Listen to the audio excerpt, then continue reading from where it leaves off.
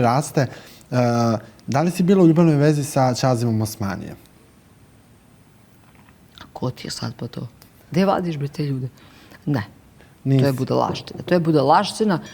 Napravljen je cirkus bez razloga, apsolutno. Ti si pevala kod njega?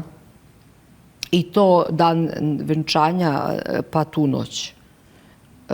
Ja i Rasta smo pokušavali Marku da otkažemo, pošto je tajno venčanje bilo. Stvarno, niko nije znao.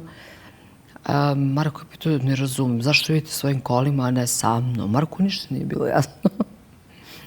A ja, na primjer, htjela da otkažem po cenu života i smrti, ne zanima me nje. Nisam ni znala. Zašto su te spajali sa njim? Pa zato što smo sedeli u istom društvu jedne noći ispred starog grada u Budvi i prošla njegova ta devojka, neka bivša, sadašnja, buduća, ne znam već.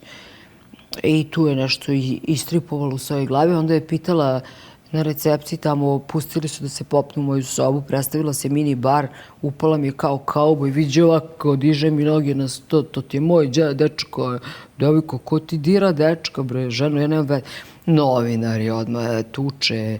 Moj Marko me čeka na aerodromu i mislio da je ona mene tukla u sobi. Pa ja stavila šešir naočare zato što bi mrzla se šminka. Jesi ti umela da uzmeš pepeljeru ili šta dovati? Šta ti je? On ko da nije na estradi čita novine. Mislim, imaju uticaja te novine. Stvarno ponekad, ja stvarno izbegavam da ih čitam jer nemam više gde da smestim te informacije, glupe posebno. I kada ti